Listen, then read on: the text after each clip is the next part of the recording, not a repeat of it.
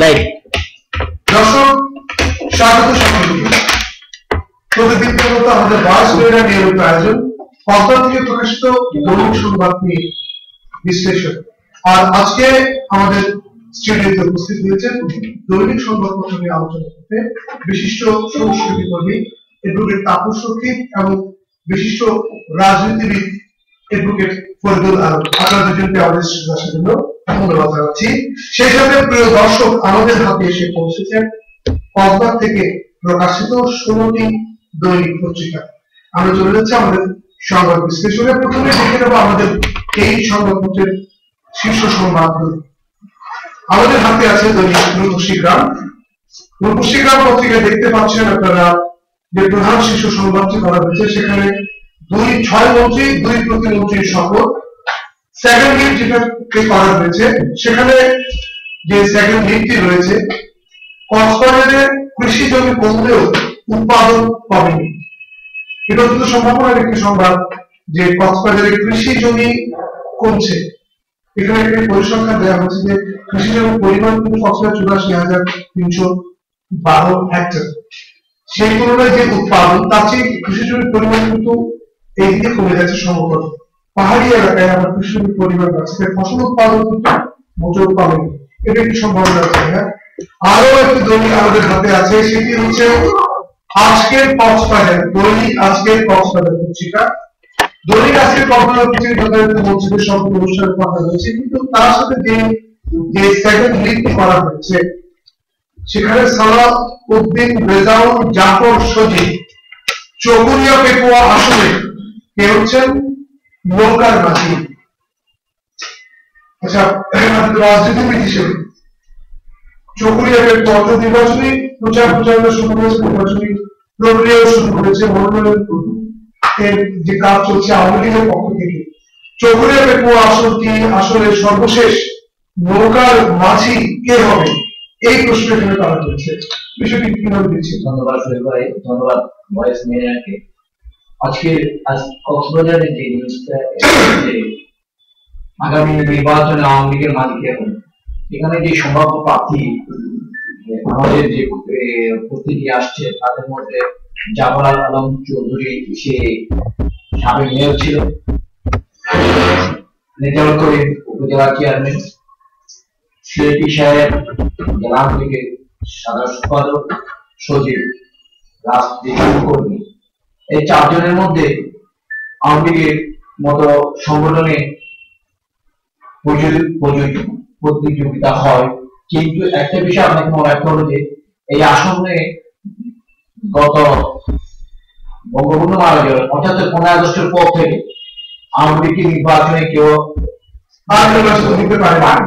এর পরিপ্রেক্ষিতে এবারে যে কোনো কিছুর জন্য আওয়ামী লীগ ওখানে নির্বাচিত হওয়ার জন্য তাদের সবচেয়ে নির্ভরযোগ্য যে প্রার্থী, যে ভোটের মধ্যে দিয়ে ওখানে নির্বাচিত হয়ে আসতে হবে, সেরকম একজন প্রার্থীকে অবশ্যই মনোনয়ন দেবেন। আচ্ছা, আমি আপনার সাথে আবার পরে আসছি। এগুলো তাপস রক্ষিত যে এই যে পেপার কথা বলা হয়েছে যে নমিনেশনের আগে নমিনেশন পাওয়ার জন্য একটি যুদ্ধ করতে হচ্ছে। তাহলে বিএনপিতে কিন্তু নমিনেশন পাওয়ার জন্য কোনো যুদ্ধ করতে হচ্ছে না, কারণ বিএনপি থেকে পেপার আসলে আগে থেকে মন্ত্রীর ভোটার থেমে আছে। আওয়ামী লীগের প্রার্থিতার জন্যই আগে প্রতিদ্বন্দ্বিতা করতে হবে, তারপর নির্বাচনের প্রতিদ্বন্দ্বিতা। আসলে কোথায় গিয়ে দাঁড়াবে আওয়ামী লীগের রাজনীতি? চক্রিয়া পেপার আসলে এখানে আসলে চক্রিয়া পেপার যে আসনটি করেছেন, প্রতিযোগিতা আছে আমাদের স্বাগত ছাত্রনেতা এবং পৌরসভার সাবেক এবং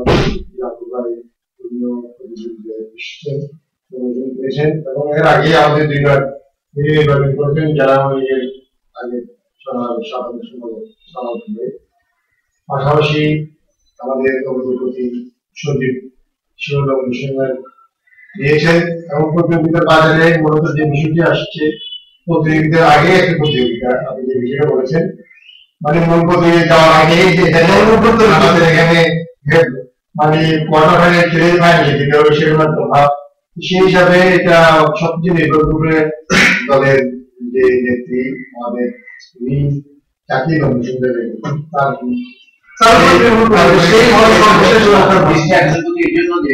ওখানে বলে নির্বাচন, দুটো নির্বাচনে সালাউদ্দিন আহমদ এমপি সাহেব মন্ত্রী এবং বর্তমানে তার স্ত্রী হাসিনা এমপি তাদের বিভিন্ন কর্মকাণ্ডের কারণে আওয়ামী লীগও চাই তাদেরকে প্রতিযোগিতা, তাদেরকে প্রতিরোধ করতে হয়, তাদেরকে নির্বাচন পরাজিত করতে হয়। এমন একজন সংগঠক যে এমন এক প্রার্থীকে নির্বাচিত লোকসভাকে নির্বাচিত হবে, সেটা প্রার্থী যদি হয় তাহলে দেখতে হবে ওই চারজনের মধ্যে যে এ ব্যাপারে কনফিডেন্ট যে আমি জিততে পারবো এবং তাকে আমি মোকাবেলা করতে পারবো, সেটাই আওয়ামী লীগের সিদ্ধান্ত নেবে। আমাদের হাতে আরো কয়েকটি দৈনিক আছে, আমাদের হাতে এসে পৌঁছেছে দৈনিক সমুদ্র বার্তা। তার যে প্রধান শিরোনামটি করা হচ্ছে শীর্ষ সংবাদ, সরকারের মন্ত্রিসভায় নতুন সভাপতি ও 2 প্রতিনিধির সমর্থন। এছাড়াও রয়েছে এখানে বিপক্ষকে হাতের আক্রমণে কৃষক আহত 2। আর একটি দৈনিক পত্রিকা আমাদের হাতে আছে আমাদের কক্সবাজার। আমাদের কক্সবাজার পত্রিকায় যে প্রধান শিরোনাম যথারীতি তবে স্থানীয় একটি সংবাদ রয়েছে সেকেন্ডারি, যেখানে মহিষখালীতে লবণ উৎপাদনে উৎসাহ নেই চাষিদের।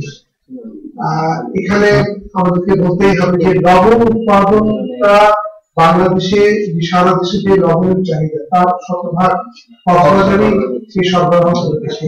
কারণ এখানে যদি লবণের চাহিদা যদি লবণ চাষিরা যদি উৎসাহ হারায় তাহলে লবণ উৎপাদন কোথায় গিয়ে দাঁড়াবে, কোথায় গিয়ে দাঁড়াবে আমাদের চাহিদার বিপরীতে আমাদের সরকার এই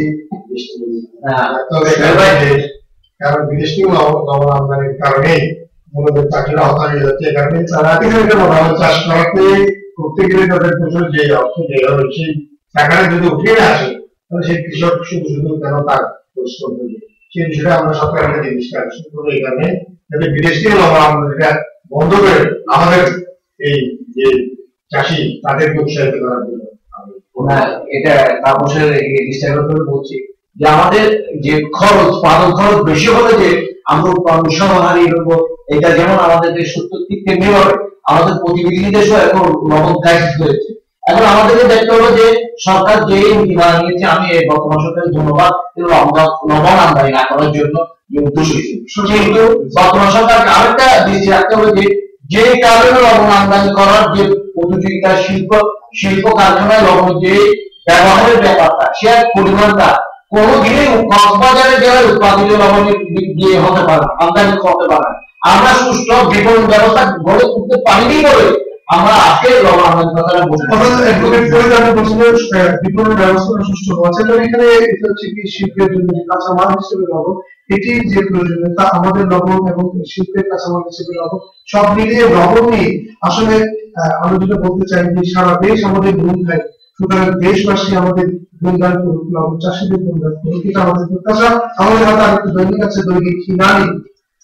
এখানে যথারীতি সংবাদ মন্ত্রীদের যে শপথ এবং বক্তব্য বন্ধন হবে আজ। এখানে আরেকটি স্থানীয় সংবাদ রয়েছে যে রাজনৈতিক 1175 আটক হচ্ছে কি আগামীকাল যে বিএসসি পরীক্ষা শুরু হবে সেই বিএসসি পরীক্ষা বর্ণনা দেওয়া হয়েছে। এখানে দৈনিক দৈনন্দিন আমাদের হাতে আছে দৈনিক দৈনন্দিন পত্রিকায় যে শীর্ষ সংবাদ মন্ত্রীদের শপথ।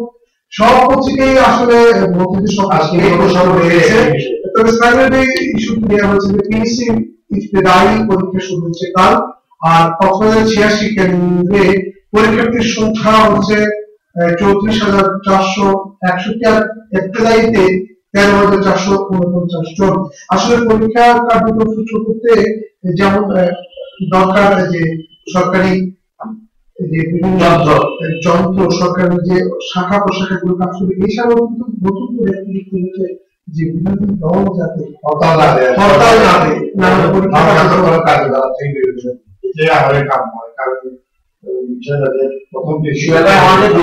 এই জন্য দিতে হবে যে আপনি মনে করেন আমরা রাজনীতি করে হরতাল দেবো এটা কোনো ব্যাপার না, কিন্তু রাষ্ট্রযন্ত্রের যে উপাদান মানুষ যে লেখাপড়া আমরা এগিয়ে গেছি, এই লেখাপড়াকে পিছিয়ে দেওয়ার জন্য আমার রাজনীতি দরকার নেই, রাজনীতি আমার দরকার সামনে এগিয়ে দেওয়ার জন্য। তাই পরীক্ষা যদি যেন কোনো ক্ষতি না হয় এইটা দৃষ্টি রেখে যেন ডিজিটাল সামনে দিকে যায়। ফলে রাজনীতি করবে কিন্তু তাই বলে যে আমার শিক্ষা ব্যবস্থাকে ধ্বংস করে সামনে দিয়ে সকলের গণতান্ত্রিক অধিকার আছে, রাজনৈতিক দলের হরতাল কর্মসূচির অধিকার আছে, আমরা তো নানা অধিকার আমাদের হাতে আরেকটি দৈনিক আছে, দৈনিক বার্তায়। সেখানে প্রধান বিষয় হলো তারা হচ্ছে রাষ্ট্রপতির সঙ্গে দেখা করতে যাচ্ছেন খালেদা, সাবধান। আরেকটি সংবাদ আছে, সাবধান আশ্চর্য মন্তব্য চিহ্ন, প্রাণীর হলুদে মরণ বিষ। এটি তারপরে হচ্ছে এখানে এই যে বিতর্কিত সাংসদ একটি বিশেষ কলাম আছে, এরশাদের যত গোপন বেদনা এবং অস্থিরতা ইতি কথা। এখানে আসলে এরশাদ যে বারবার যে কথা পরিবর্তন করছেন, একবার বলছেন যে জোট সরকারের বিরুদ্ধে নির্বাচন করবেন, আবার সংবিধান সরকার দিচ্ছেন, আবার থেকে বেরিয়ে যাচ্ছেন, এসব নিয়ে কথা বলা হচ্ছে। আর হচ্ছে আমাদের যে প্রাণ কোম্পানি যে সীসা দিচ্ছে, এই বিষয়টাকে এখানে তুলে আনা হয়েছে। আর একটি বিষয় সেখানে বলা হচ্ছে যে খালেদা জিয়া আজকে সাক্ষাৎ করবেন, এই বিষয়টি তুলে আনা হয়েছে। আমাদের হাতে আরেকটি দৈনিক আছে, এখানে যে সমুদ্র কণ্ঠের যে প্রধান শিরোনাম শীর্ষ সংবাদ, রাজনৈতিক অস্থিরতার সুযোগে শহরে দাপিয়ে বেড়াচ্ছে সন্ত্রাসীরা। আরেকটি আমাদের দৃষ্টি আকর্ষণ হয়েছে, লোহাগাড়া পদুয়ার দুর্বৃত্তের গুলিতে মসজিদের ইমাম নিহত। আসলে প্রকৃত অর্থে যে লোহাগাড়া দুর্বৃত্তদের গুলিতে মসজিদের ইমাম নিহত, এই সংবাদটি ধর্মপ্রাণ মানুষকে উস্কে দেবে। এই সাংবাদিকতার আসল গাইডলাইন তো কি এখানে জরুরি? এই সংবাদটি কি মনে করছেন যারা আপনি হচ্ছে আইনজীবী হিসেবে? তো বিশেষ করে সাংবাদিক বাণিজ্যে অত্যন্ত দায়িত্বশীল একটা কর্ম। এমন কিন্তু খবর বা নিউজ পত্রিকার আসল চিত্র যে কিছুদিন আগে আপনি দেখেছেন ওখানে বারুলিয়া কলেজে ডিগ্রি করছে একজন ছাত্রকে দুর্বৃত্তরা গলা কেটে জবাই করে হত্যা করেছে। এই নিউজগুলো মানুষকে আতঙ্কিত করবে। এই সময় এই রাজনৈতিক সংকটের সময় আমরা আশা করবো সাংবাদিকেরা তাদের সংবাদ পরিবেশের সময় যেন অত্যন্ত সতর্ক থাকে। আসলে শুধু বস্তুনিষ্ঠ সংবাদ নয়, সতর্ক সংবাদ, বস্তুনিষ্ঠতার সাথে জরুরি। এটাই আমরা মনে করি। আমাদের হাতে আছে দৈনিক আজকের দেশ বিদেশ পত্রিকা, এখানে প্রথমে শপথের কথা বলা হয়েছে এবং এর সাথে নিয়ে একটা ব্যঙ্গাত্মক এন্টার দিতেই বউ পালতে ফেলতে পারেন আঙ্কেল। একজন ব্লগার এর সাথে নিয়ে কমেন্ট করেছে যে আমার দিনে একরকম রাতে একরকম, এইসব বিষয় এখানে তুলে আনা হয়েছে। আর একটি হচ্ছে কি দৈনিক আমাদের হাতে এসে আলোকিত উখিয়া। আসলে এই আলোকিত উখিয়া এই পত্রিকাটির নামকরণটি এরকম যে এখানে উখিয়া শব্দটিকে খুব কষ্ট করে খুঁজে পাওয়া যায়, আলোকিত অনেক বড়। প্রথমে একটি উখিয়া থেকে বের করতে পত্রিকাটি পদ বন্দী করেছে, এই জন্য আলোকিত শব্দটাকে বড় করে ছোট্ট করে উখিয়াকে রাখা হচ্ছে সার্বজনীন করার জন্য এখানে। আর এখানে প্রধান দৃষ্টিকোণ ভ্রমণের নামে মালয়েশিয়া পাচার দক্ষিণ পথ। এটা আরেকটি বিষয় হচ্ছে হ্যাঁ, আলোকিত উখিয়া প্রদর্শনের পড়লে আলোকিত পত্রিকা প্রত্যেকটি সাংবাদিক সত্যতা খুঁজে পায়। আসলে মালয়েশিয়া পাচার যে হচ্ছে, মালয়েশিয়া পাচার রোধে আমরা যেমন সরকারি কার্যক্রম দরকার, তার চেয়ে বড় দরকার হচ্ছে মানুষের সচেতনতা। নিজে পাচারের জন্য যে তৈরি হচ্ছে মানুষগুলো, এদের মধ্যে যে আমি যাবো না অথবা আমি কেন যাবো, এই সচেতনতা আমাদের পরিধিতে মানে 100 থেকে 150 মামলার মধ্যে রয়েছে বিষয়টা নিয়ে। সবচেয়ে বড় বিষয় কিছু মার্কেটিং এর লোক আছে, নিয়োগ করেছে তারা বিভিন্নভাবে সিরাজগঞ্জ থেকে শুরু করে বিভিন্ন সমস্ত জায়গায় লোকগুলোকে নিয়ে এসছে। ইতিমধ্যে জেলা আছে আমাদের সিরাজগঞ্জের এক 5 নাম্বার জেলা আছে, সেই নির্বাচিত মেম্বার, সেও অ্যারেস্ট হয়েছে সৌদি আরব থেকে 40 জনের একটি টিমে। প্রতিদিন এই শত শত লোক ওখানে 10,000 20,000 টাকা দিয়ে মালয়েশিয়া গিয়ে করতেছে। এটা একটা এগ্রিমেন্ট দিয়ে হোক দিল হোক বা যত সবকিছু আনতেছে, প্রথমে তারা পুলিশ তাদেরকে গ্রেফতার করে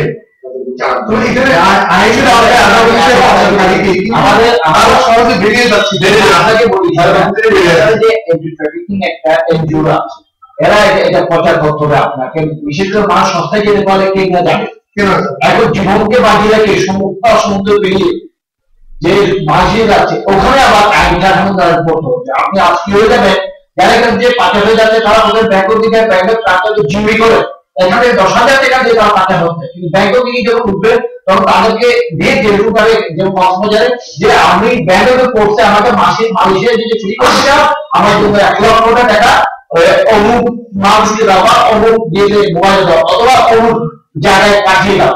এই যে একটা বিরাট চক্র বুঝে যাচ্ছে, এইটার ব্যাপারে শুধু সরকার পাবে না, সরকারের সাথে যেসব ট্রাফিকিং যেসব তাদেরকে আমাদের সচেতন করতে হবে যে আমরা এভাবে না গিয়ে আরো সস্তায় বর্তমান সরকার মালয়েশিয়ায় মাত্র 30,000 টাকায় সর্বোচ্চ 40,000 টাকা মালয়েশিয়ায় করতেছে।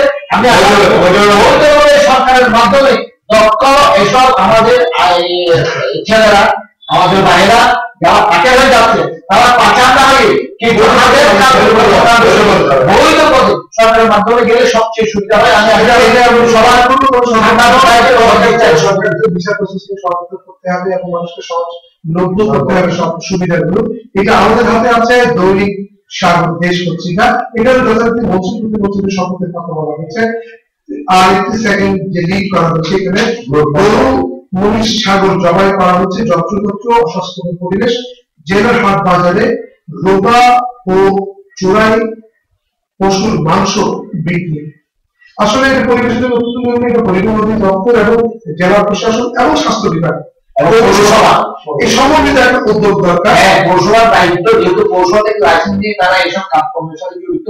পৌরসভা চাইলে প্রতিদিন পৌরসভাকে সিল মেরে জবাই করতে হবে, মাংস বিক্রির সময় সিল মেরে বিক্রি করতে হবে। পৌরসভার মেয়র এবং সংশ্লিষ্ট কমিশনারদের প্রতি অত্যন্ত দায়িত্বশীল পরিচিতি দেবেন। আমি একদম জনমানুষের অত্যন্ত ক্ষতি করবে, পরিবেশের ক্ষতি করবে। আমি চাই পৌরসভা এবং পৌর মেয়রের দৃষ্টি আকর্ষণ করে একেবারে প্রতিটা অত্যন্ত ভালো দিয়েছে জনস্বাস্থ্যের জন্য। মানুষ সচেতন হতে হবে। আমাদের হাতে আছে আরেকটি দৈনিক কক্সবাজার বাণী। দৈনিক কক্সবাজার বাণী যথারীতি প্রধান শিরোনাম হচ্ছে মন্ত্রিসভার শপথ। এছাড়াও রয়েছে এখানে যে উখিয়ার সেলুন ও পানের দোকানে চলছে মাদক বেচা কেনা। তারপরে রয়েছে যে এখানে দৈনিক কক্সবাজার বাণী যে সম্পাদক সে অসুস্থ ছিল, আপনারা জানেন যে কিন্তু পড়ে গিয়েছিল, তো সে এখন তার শারীরিক অবস্থা উন্নতির পথে। আমরা আশা করছি যে সে শীঘ্রই সুস্থ হয়ে ফিরে আসবে। তারপরে যেটা রয়েছে আমাদের হাতে কক্সবাজার থেকে বহু প্রচারিত দৈনিক কক্সবাজার। এখানে যথারীতি মন্ত্রীদের শপথ আছে, তবে তার পাশে সেকেন্ড লিড যেটা করা হচ্ছে লোকসান করছে বহিষ্কারের 15,000 পাউন্ড চাষি। সাবমিটিং বলা হচ্ছে রাজনৈতিক অস্থিরতা। আরেকটি সংবাদ এখানে আছে জমি বেচে কেনার অনুমতির জন্য জেলা প্রশাসনের ওয়ান স্টপ সার্ভিস। এটা কিন্তু খুব ইম্পর্টেন্ট যে আমাদের কক্সবাজারের জমি বেচে কেনা 31টা মৌজার মধ্যে আমাকে মনে রাখতে হবে 31টা মৌজায় আমরা জমি বেচা কেনা করতে আমাদের কিছু জিনিস মেনে চলতে হয়। কিন্তু একটা ব্যাপার আপনাকে মনে রাখতে হবে 31টা মৌজাকে বাদ দিয়ে সিডি চালাকে বিশেষ করে ইকোলজিক্যাল যে প্রবলেমটা সেটা 31টা মৌজায় না। যেমন বীজ এলাকায় তেমনি পাহাড় কাটা, কিন্তু এগুলো সংশ্লিষ্ট কিছু মৌজা আছে ওগুলো দেখে অন্যগুলো রিলিজ করা অত্যন্ত জরুরি। কারণ মানুষ ভীষণ কষ্ট পাচ্ছে। আমার মেয়ে বিয়ে, আমি বিয়ে দিতে গিয়ে আমার মেয়ের জন্য খেলাধুলা করতে পারছি না, বিয়ে হলে 7 দিন করে আমি পারমিটিতে রাখতে পারছি।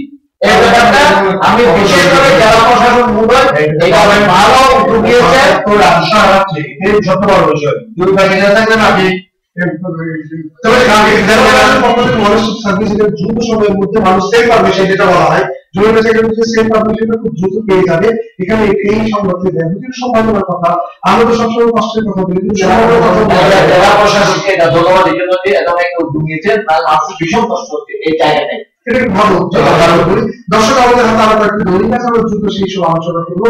দৈনিক আত্মকল্প এই যে মন্ত্রীদের শপথ ছাড়াও যে সেগমেন্ট করা হয়েছে নীলা বিতে চলছে পাহাড় কাটার প্রতিযোগিতা, প্রশাসনের নীরব ভূমিকা। আর আমাদের হাতে আরেকটি দৈনিক আছে দৈনিক সৈকত। প্রাচীন দৈনিক সৈকত এখানে মন্ত্রীদের শপথ ছাড়াও এখানে সেগমেন্ট যেটা করা হয়েছে সাংসদ কাজল যারা নিযুক্ত কালো পতাকা হচ্ছে।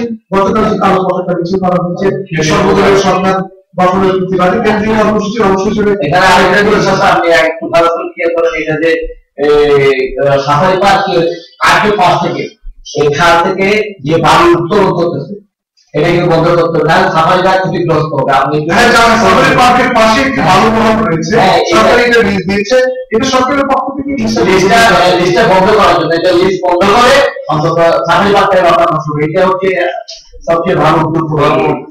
আমাদের হাতে সর্বশেষ যে দৈনিকটি রয়েছে দৈনিক হিমছড়ি।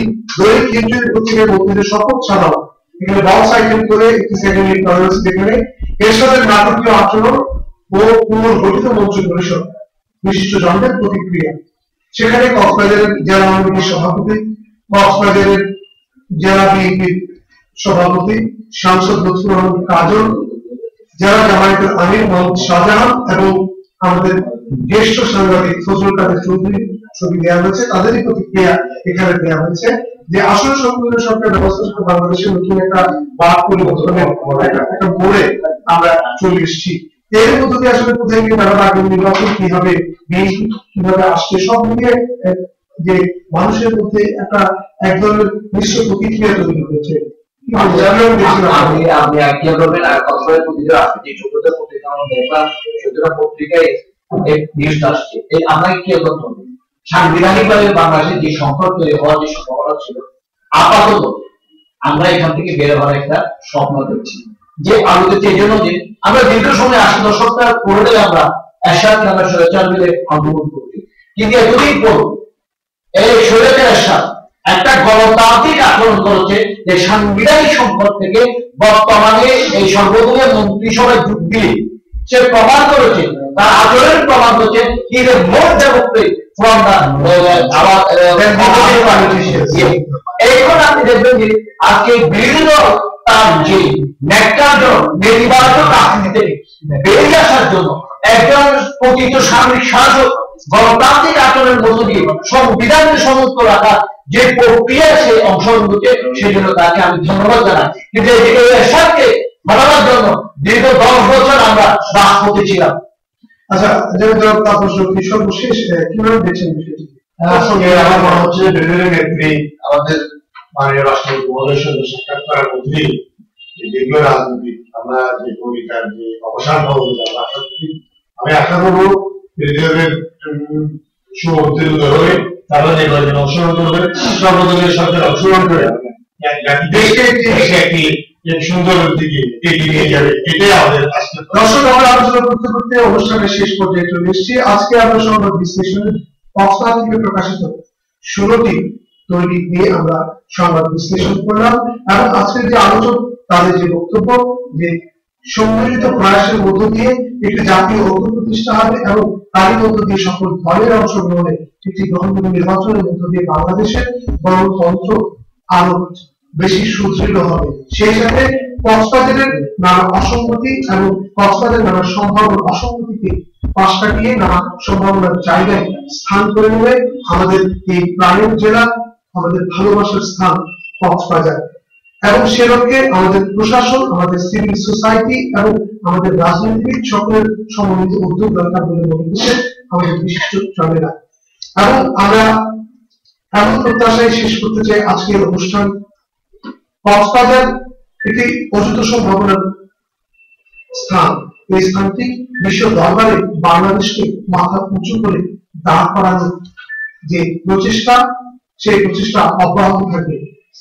সবাইকে ধন্যবাদ জানিয়ে আমি শেষ করছি আমাদের আজকের অনুষ্ঠান। আর প্রিয় দর্শক, বিশ্বের যে কোনো প্রান্ত থেকে যে কোনো মুহূর্তে আপনারা আমাদের সাথে যুক্ত হতে পারেন। তার জন্য আপনাকে আপনার মোবাইল, ল্যাপটপ, আইপড কিংবা ডেস্কটপের ইন্টারনেটে অপশনে গিয়ে আপনি লিখবেন www.voicemeridian.com, সাথে সাথে যুক্ত হয়ে যাবেন এই কক্সবাজার থেকে যুক্ত হওয়া প্রথম অনলাইন টেলিভিশন ভয়েস মেরিডিয়ানের সাথে।